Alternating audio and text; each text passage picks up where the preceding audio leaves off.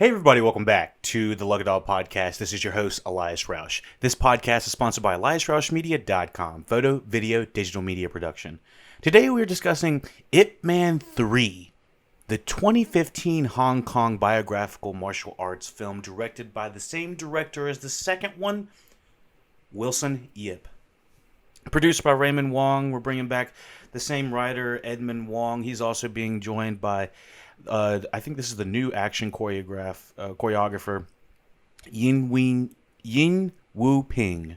And just like the other reviews, I wanted to say a lot of my pronunciation is going to be a little bit spotty, a little bit iffy, and everything I'm saying and everything I'm doing, if I'm doing interpretations, if I'm doing voices or anything like that, or anything, it's all with respect, and it's all it's only with the utmost respect for this series, because I after watching the entire Ip Man franchise, even after just the first one, you should have it, but the entire Ip Man franchise deserves that type of respect. So I just wanted to say that, with the third one, we might get a little goofy, might get a little funny, might get a little crazy, but I just gotta say that Ip Man is absolutely up there in the respectability category, if anyone's trying to second guess that.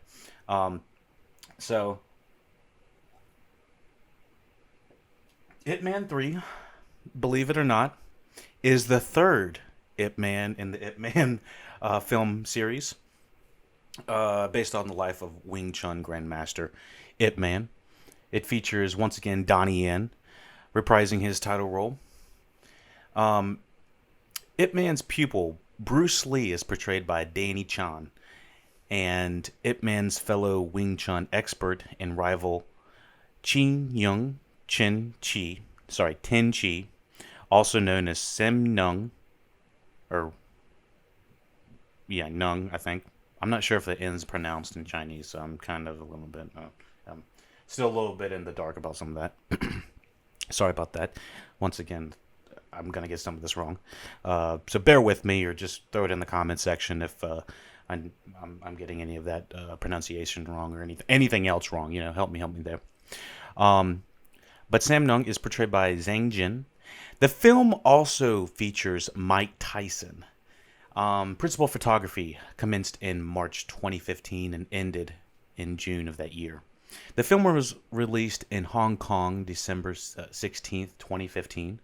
And it officially was released in Hong Kong, Singapore, Malaysia, the 24th, Christmas Eve of the same year, 2015.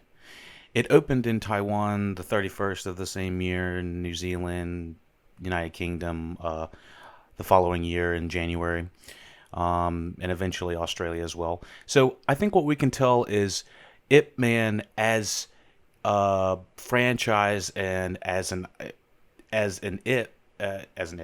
IP, as a property, has become so much more worldly renowned, or worldly known, since the first one. And so I really am fascinated to see how this franchise has really expanded its opinions and its scope of the world. I really enjoy being able to see the life of Ip Man progress. Even though I feel like at the end of the first movie, we see, in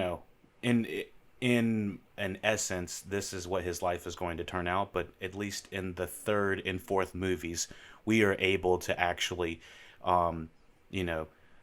be in his be with him and understand his struggles. So with saying that, this movie does feel like it suffers from a little bit of a balancing issue. The first movie, just like many introductions to great franchises, is the introduction to a strong world and an interesting character and what he has to overcome. The second one, Ip Man 2, is very much leaning in that same realm of, exploring who this person is, and exploring the world of him trying to navigate living in that time period. Specifically, I believe it was when Japan was invading around between the Ip Man 1 and Ip Man 2. Um, but as we progress into Ip Man 3, we go a little bit further into his uh, the world of him trying to create his own um, like dojo, his own life, live his own life, kind of progress in that sense. With saying that, this movie does feel like it's a little bit uneven and unbalanced when it comes to the first hour versus the second hour of this movie. I feel like the first hour, the problems presented in this first hour aren't exactly resolved in this second hour. It feels like kind of like slices of life, which isn't necessarily a bad thing. If this is how it actually went down, then I can understand being a little bit more about um, understanding a little bit more about this uh, individual. He was having troubles starting a business. He was having trouble becoming successful, and then past that, he had to um, endure becoming part of another culture that he was not exactly, um, he did not grow up in a way. So, with saying that, there's a lot of great action. There's so much, so much good in this kind of uneven movie that I can't really give it a bad review in saying that. So the first two movies in my head were theoretical 8s out of 10. This one's more of a 7 out of 10, mostly because of the unevenness throughout it. But with saying that, continuing on, um, this movie was released in the United States the 22nd of 2016 and released in mainland China 2016 March 4th. The film received positive reviews in 8 Hong Kong film nominations, including Best Film and Best Director, um, and won in the Best Editing category. This is also the same editor, I believe. Um, Chiang Ka-fai, I think that's the same editor. Yeah, it's the same editor as the second one as well.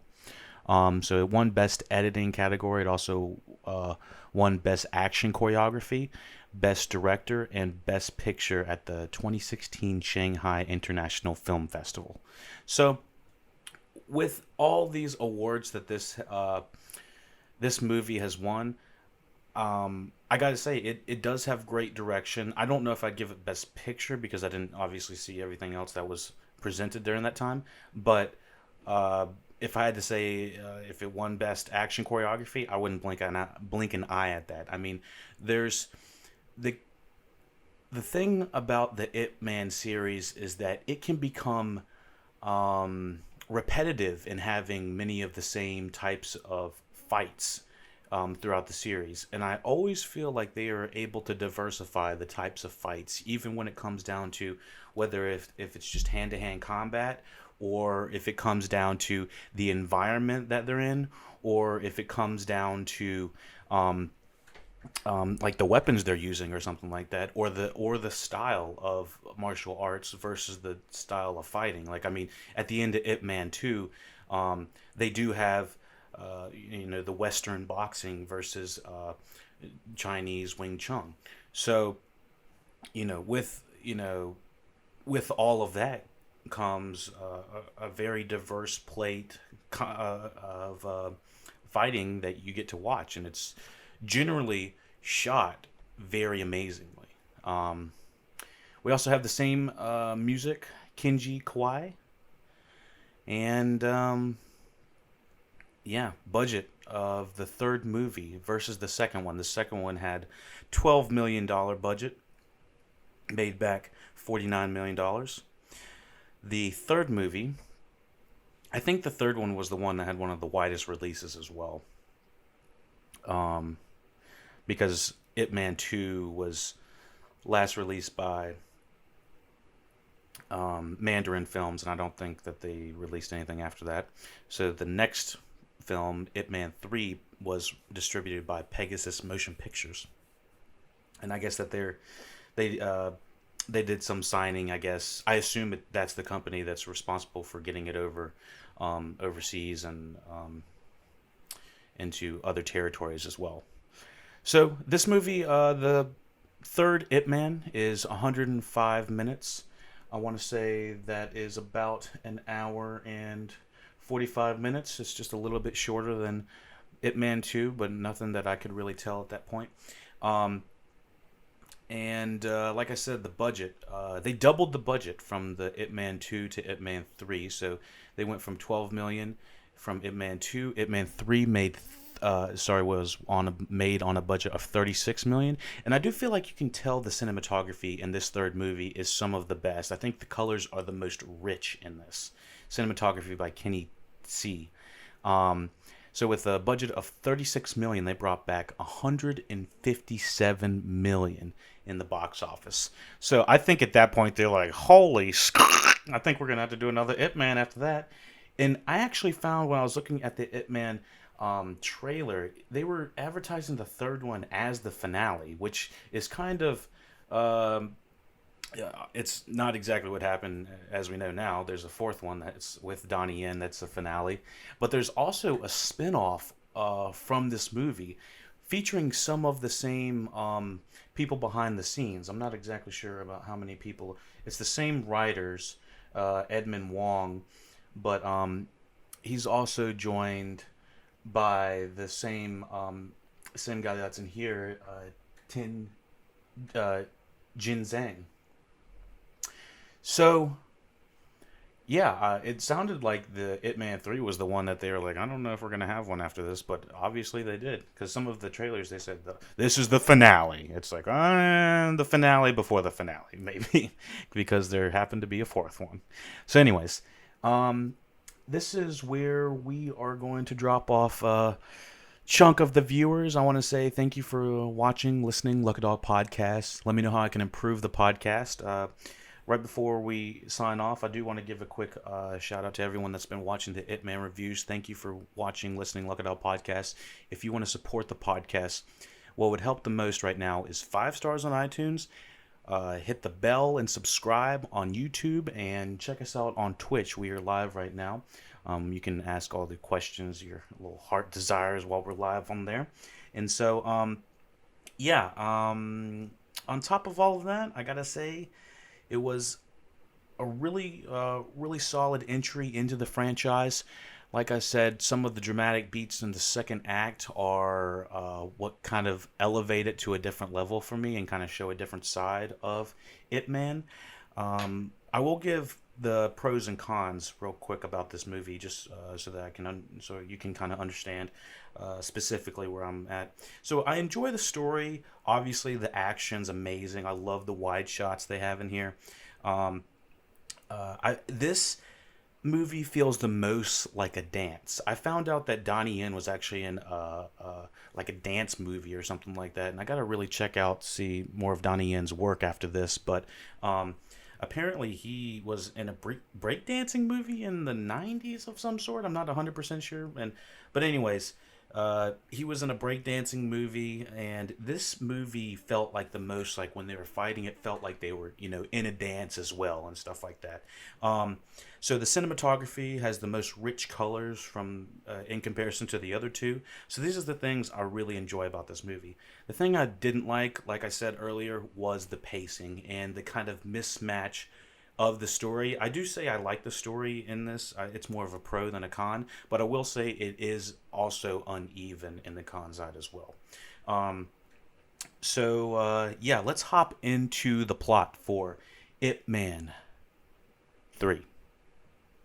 Also, be sure to check out the Patreon for the full review, patreon.com/LuckyDogPodcast. You can also go to LuckyDogPodcast.com for the entire library and Patreon, social media links, all of that good stuff. LuckyDogPodcast.com. Here is the plot to Ip Man 3. Trying to think if there's anything that we were forgetting before we hop into it.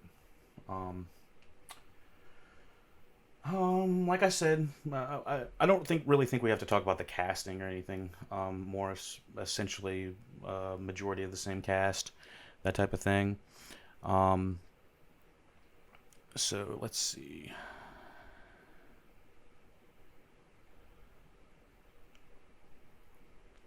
Okay.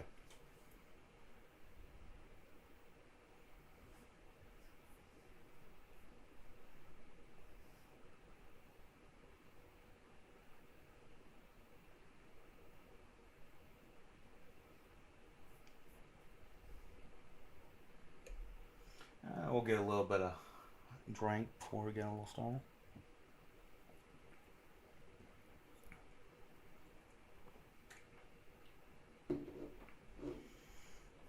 Mm.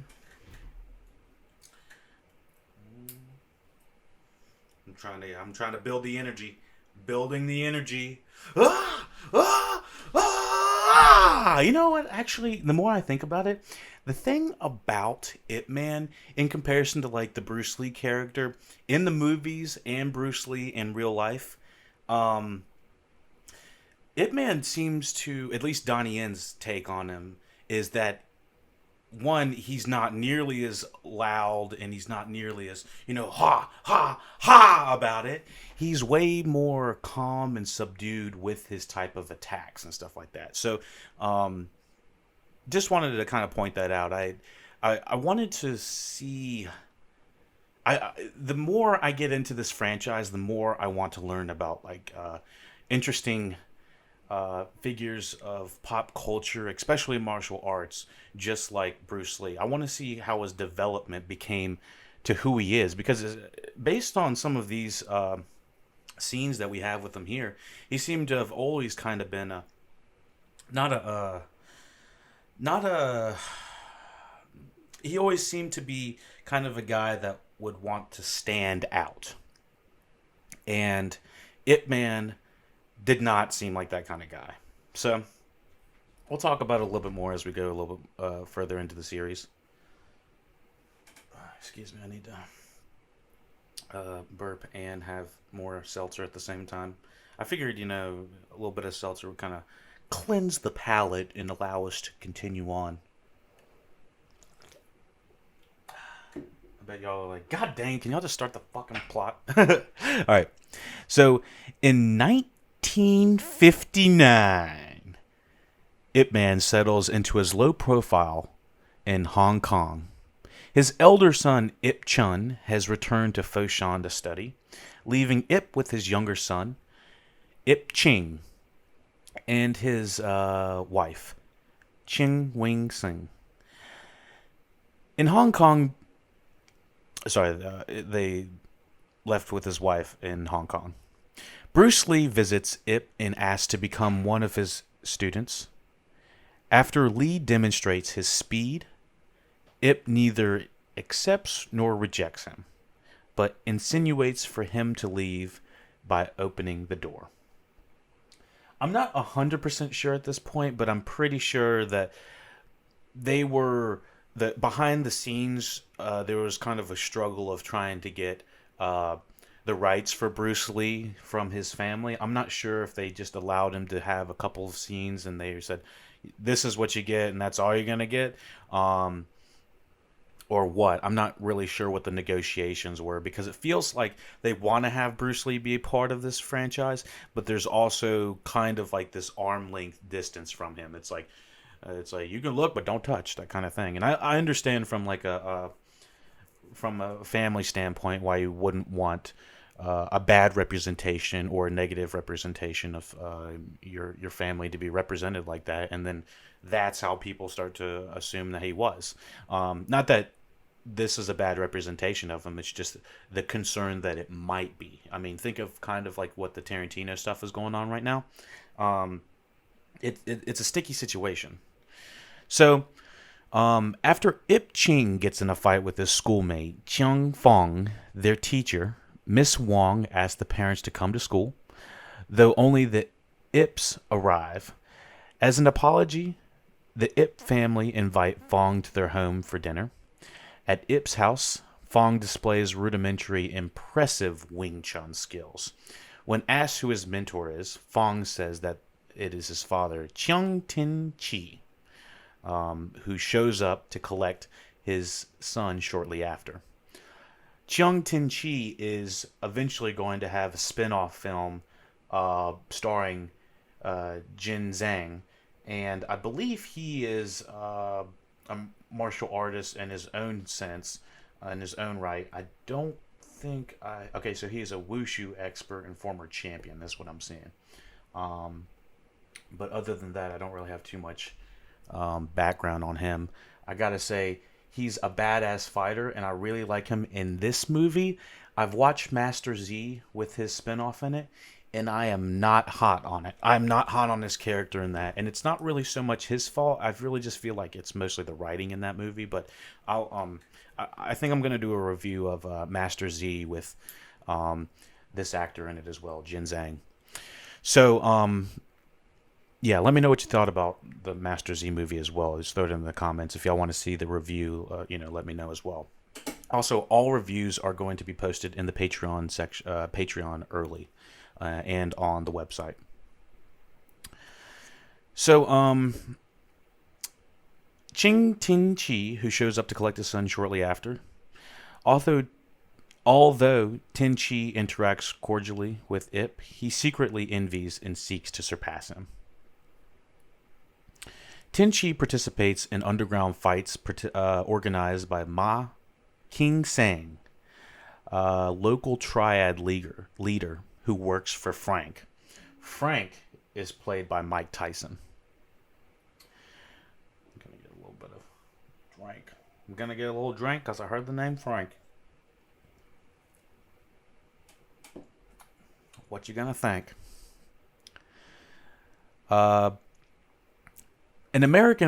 So Frank, he is an American property developer and highly proficient boxer.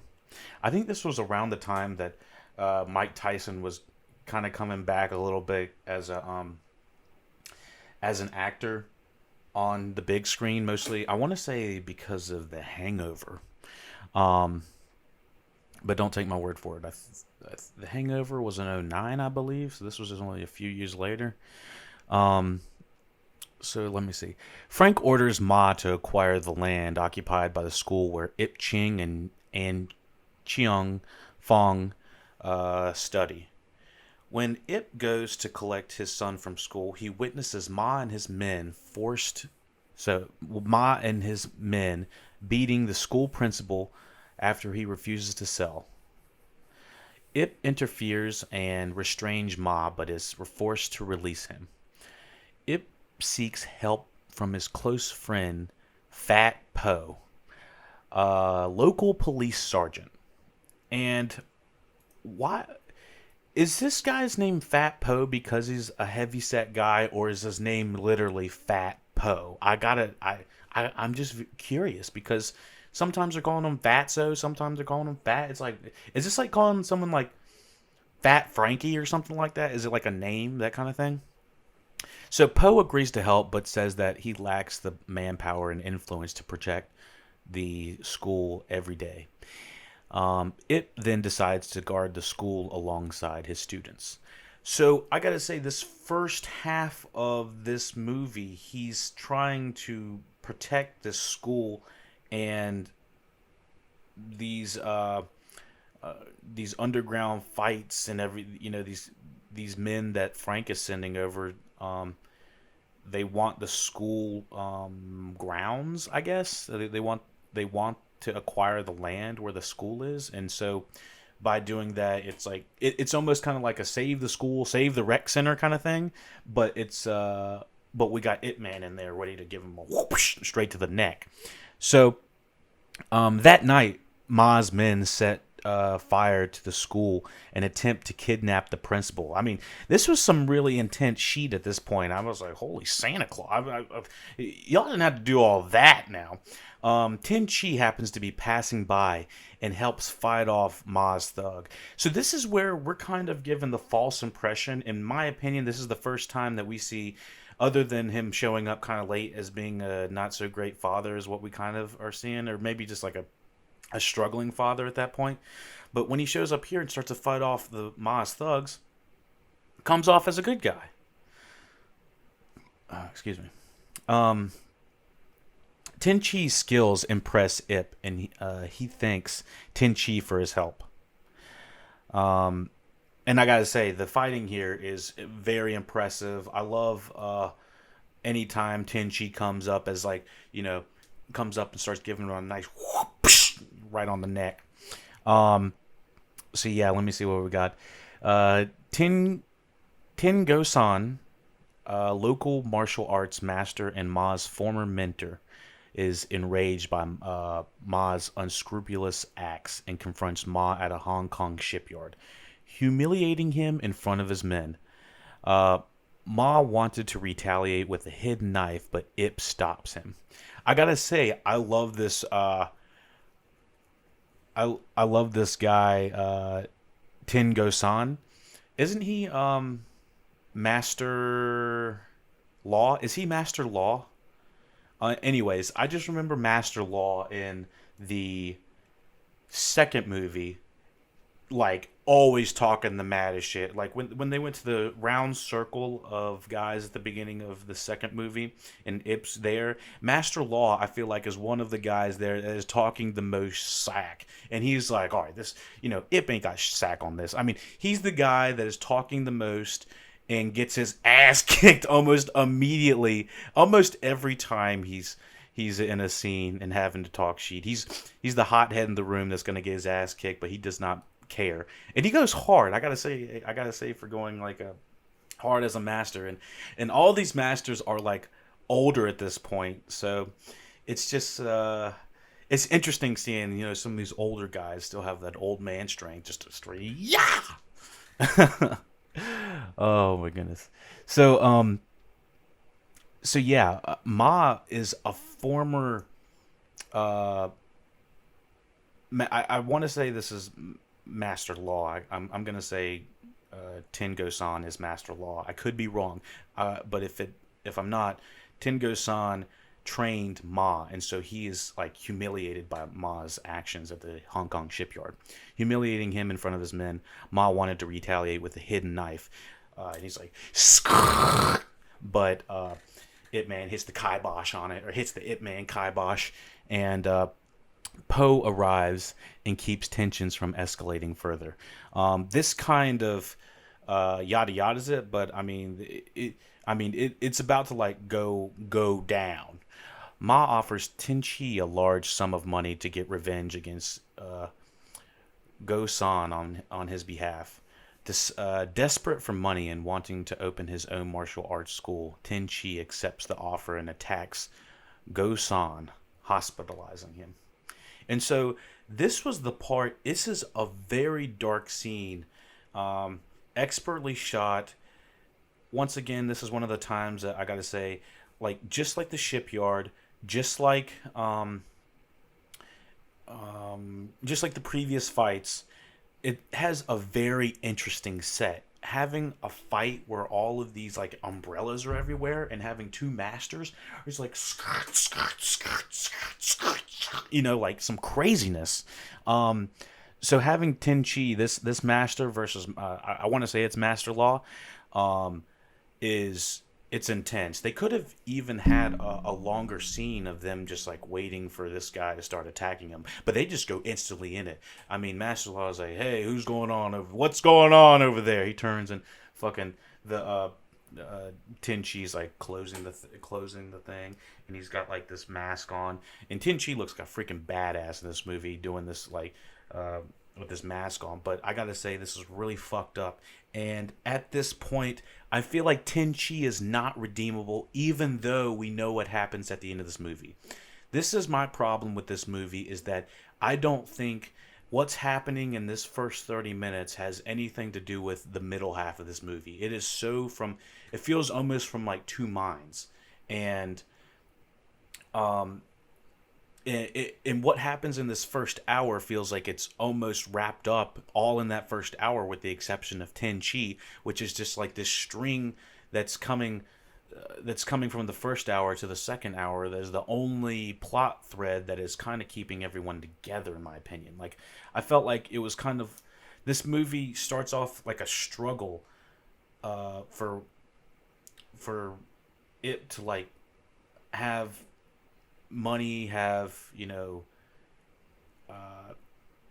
to have success, and then it turns into him to having to like save the school kind of thing, and then it turns into him having to grieve and almost go into the loss of his wife.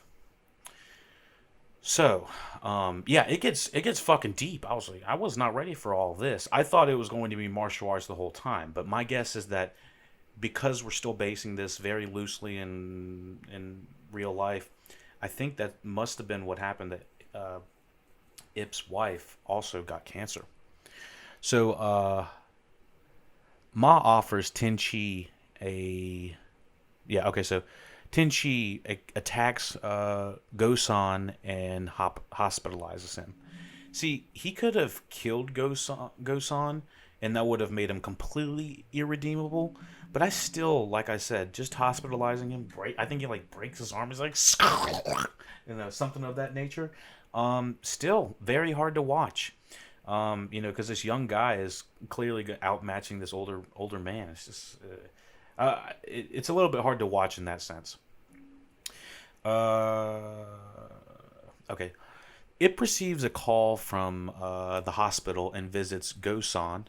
Upon learning that Gosan did not call him, and there's just like, oh, big shit. Oh, fuck, this is a setup. What? Ip realizes it was a setup by Ma to lure him away from school, where Ma's gang have abducted some of the students. Ip's Ip arrives alone at Ma's shipyard. Dude, you do not want to freaking kidnap you. This guy is an idiot. He literally kidnapped two of the biggest families' sons, badass fathers that are coming in to whoop some ass. I think I just got hit in the head from how stupid that thing was. Oh, sorry.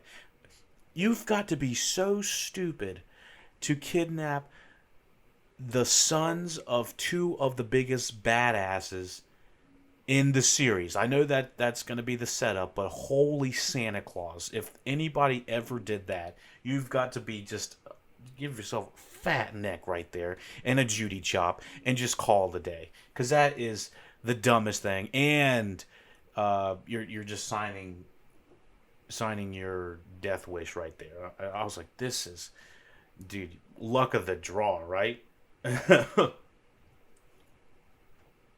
Oh goodness.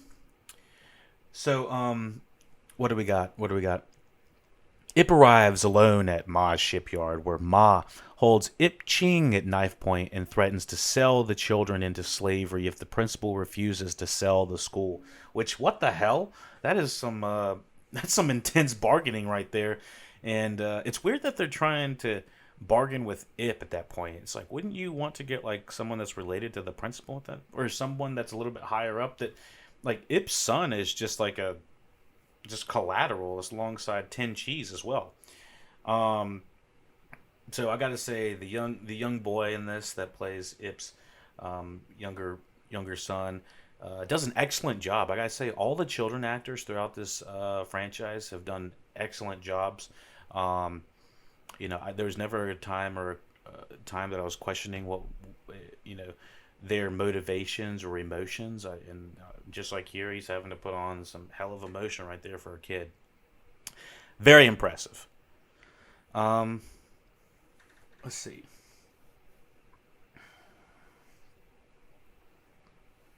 Tenchi is allowed to leave with Fong due to being an associate, but tells his son that they still have friends. Sorry, Fong due to being an associate. But after his son tells him they still have friends, he returns and fights alongside Ip. And he clearly saw Ip and Ip's son in the cage at that point. Tenchi is not a character that makes good decisions because he wants to make good decisions. He makes decisions based off what he wants to do in that moment, and if something happens to come up that benefits him, or if he's told to do something, then he does something good, which makes it feel like he's not self-motivated to be a good guy. Thus, why do we care about him as much, there was problems with this character, and I think this is actually kind of explaining with how I'm feeling as well, because he's not self-motivated to be a good guy. And so even having a franchise after him even after watching that movie, I still felt the same way. There was just something about him I couldn't figure out what was going on, why I wasn't able to kind of connect. Um, so yeah. So he, after his son tells him they still have friends, he returns and fights alongside Ip. And I gotta say, this is one of the best fights. Yeah, yeah, yeah, yeah. And one thing that my buddy Hatham and I were talking about is that I don't think Ip ever kills anybody. He seriously injures people, but I don't think he ever kills anybody. I'm not sure about Jin Zhang. I can't remember if he does actually kills anybody, but I mean, pretty, pretty sure he doesn't actually, do that much. No, with regards to killing anybody, I don't think they kill anybody, but they still whoop some freaking ass. And I gotta say, having this shipyard was a really fun place to watch the fight. It's the wide shots. It's bright. I can see what's going on. My God, I'm watching Loki, and it feels like it's not bright. The fights are slow, and I'm just utterly bored during the fighting after watching, these martial arts movies. I feel like I'm being spoiled. Oh my goodness. So let me see. Ip and Cheung are able to hold their own until a troop of policemen led by Po arrives to arrest the gang. I did feel a little bit of the predictability coming along the side. I was like, something's going to come to break this up of some sort. Frank dismisses Ma for his failures and sends a Thai boxer after Ip instead. And this Thai boxer that goes after Ip causes one of the coolest elevator fights that I've ever seen. Like I said, this is not my favorite movie of the 4 Ip Man movies, but it has some of my favorite matches and some of my favorite choreographed fights in it. It is so impressive. So, returning home, Ip learns that Wing Sing has been diagnosed with cancer. This is when it begins the pretty steep decline of Lin Yong's Chong Wing Sing, which is his wife.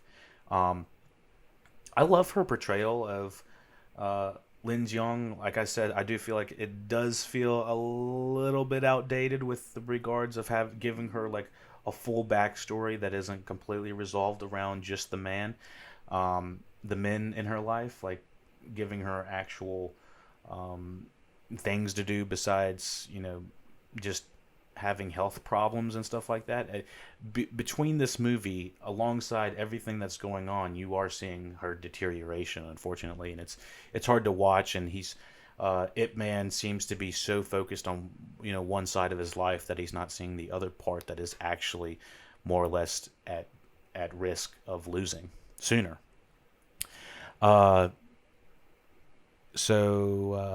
their way home from a medicine shop, Ip and Wing Sing are attacked in an elevator by a Thai boxer, who Ip defeats before the elevator reaches the ground floor. Like I said, the editing in this is phenomenal. It's okay. So we see the slow entrance of this Thai boxer get in the elevator with Ip and his wife, and you see him slowly taking off them nasty little flops of his, and Ip and his wife. His wife kind of like already knows what's up as well, which I really enjoy the fact that it's almost like a 2-for-1. Like she's part of the action in this. It's like the first time Ip, maybe the second time, that Ip has to fight with somebody that is not fighting back. Like he not only has to protect himself, but he has to protect someone else that is really close and really close in a close proximity as well. I was blown the fuck away. Like I was just like,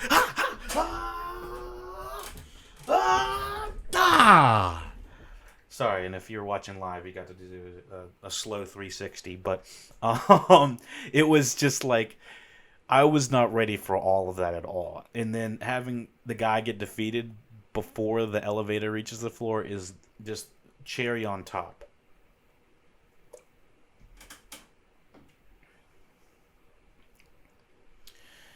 Poe tells Ip about Frank, who wants to eliminate Ip at all costs for obstructing his plans.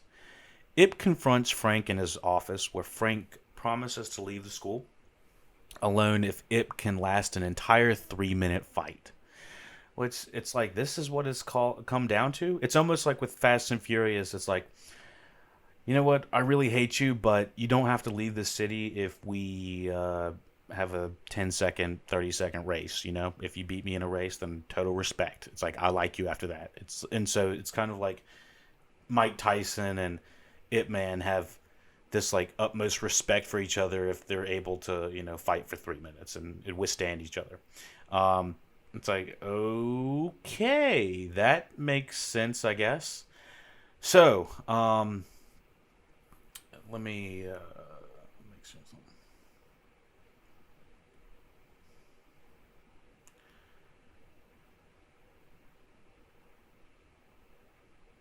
Okay, so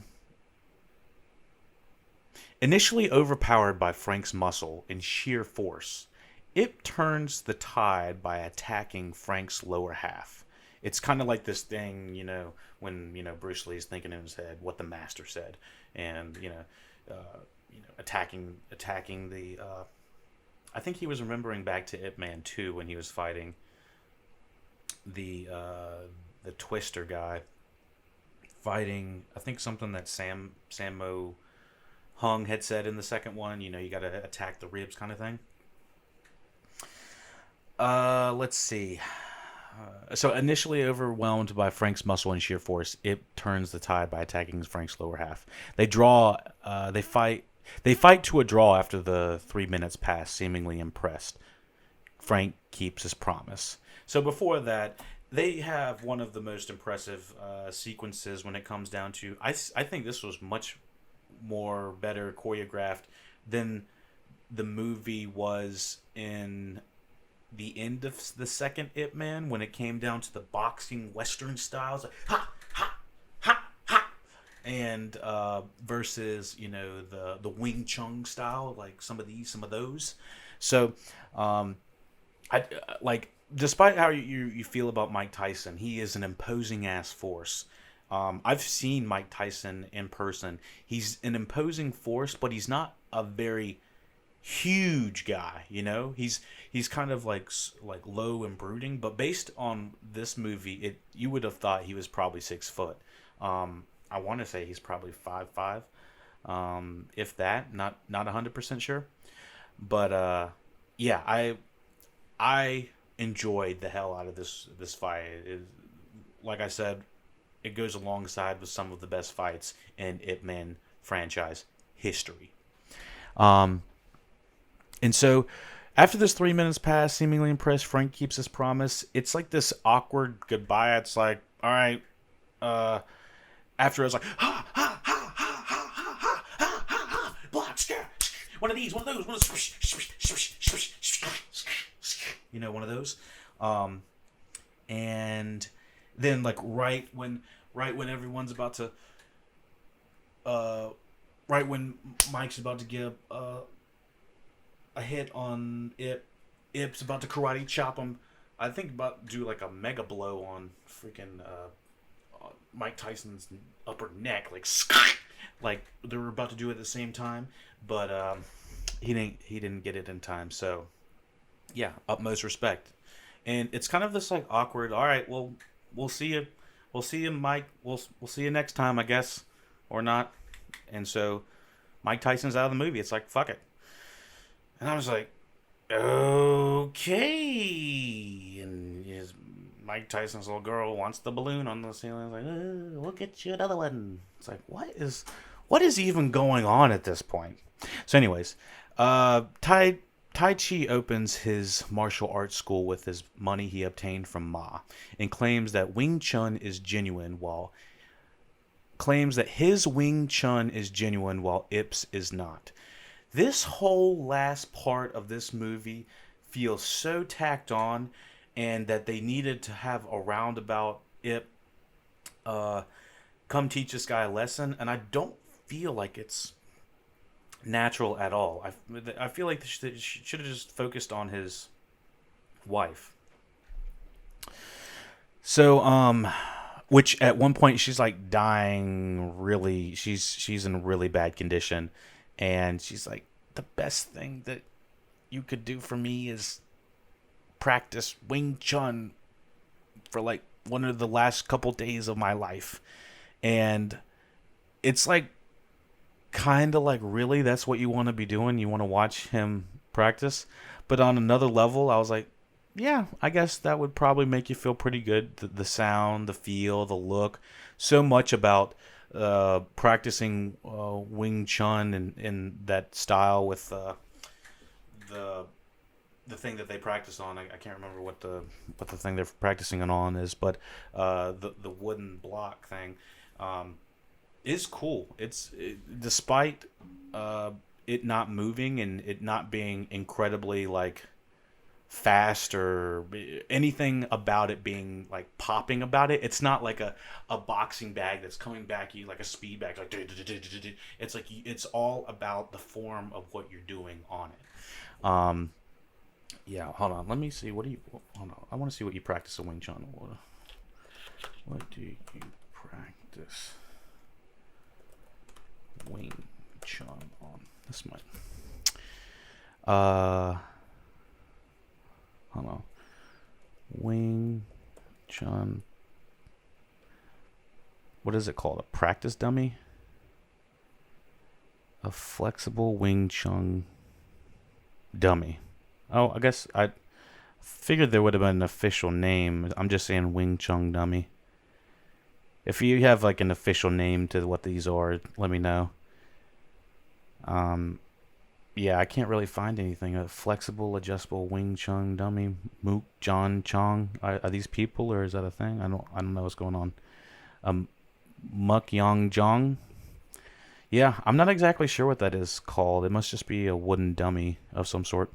Um, but anyways, his wife wants to watch him practice Wing Chun as one of her last few things that she's doing on this earth. So it's like okay, and it's a scene that I had mixed feelings about. Like I said, I was like she doesn't want to do anything else, but it's like all right, just roll with it. This series has always been about the martial arts. It's always been about Ip Man. This is about her, trying to experience the last few days she has with him, or last little bit of time.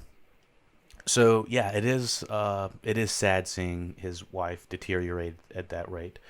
Um, okay, so and on top of that, Tenchi's talking shit about Ip. Like I don't feel that he needed to do this. I needed to believe that Tenchi was in a position where he had to talk shit about Ip Man. Like Ip Man could care less about Tenchi's fame and fortune and anything about him. Like the only reason that he has any him being called out by Ip Man being called up by Tenchi seemed to be like the last of his worries. Like he just wanted to be with his family. He just wanted to be with his wife. Like fighting was not important to him. And I don't know why Tenchi would try to do that. Which again goes to the motivations of him just maybe wanting the fame, but I didn't even feel like he wanted the fame that much. Sort of contrived in my opinion. Um, so Tenchi opens a martial arts school with the money he obtained from Ma and claims that Wing Chun is genuine while Ip's is not. He publicly challenges Ip to a battle that will decide who is the true grandmaster of Wing Chun. It's like, are you gonna just defeat everybody? I mean, we did see like a montage of him like building his studio, helping people understand and learn the art of Wing Chun, and he really does become a master in a way. Um, however, Ip instead to spend more time with his ailing wife, ashamedly feeling that he has neglected her. And he hasn't exactly neglected her, he's just been a busy guy. Wanting to dance with his wife, Ip is taught how to dance by Lee, who Ip finally accepts as a student. And we see earlier in this film, Ip's wife wanting to do things like dance with Ip, and he just isn't there. He's too busy doing other things, and which makes it a little bit more satisfying to see that Ip is going out of his way to try to do it, at least at the very, the last hour he can. Um, so Tenchi is declared the winner because of Ip's failure to attend, but feels unsatisfied. Despite being happy about Ip's decision to accompany her, sorry. Oh yeah, despite being happy about Ip's decision to accompany her, Wing Sing makes arrangements with Tin Chi for another match on her husband's behalf. Like, I didn't feel like this was necessary once again, but let's just keep on going. Correctly guessing that Ip would have attended if not for her deteriorating health. Which, sure, like, but there's a whole bunch of things he would probably be doing if she wasn't sick, but I'm sure he would rather be there taking care of you, like, or taking care of his wife. Um, Wing Sing accompanies Ip to a fight where Ip eventually overpowers Tenchi with a 1-inch punch. Love that one. Um, and I gotta say, the look, another very interesting place to have a fight. I think this was at the dojo that Tenchi had opened up. And once again, it's one of the most interesting choreographed fights. They start with, like, I think the big bamboo sticks, and they eventually they shift through different types of weapons and styles and stuff like that, and I just fucking love every bit of it. And there's a lot more of the movement and parkour style even through this entire movie. They're moving around, I feel what feels like so much more.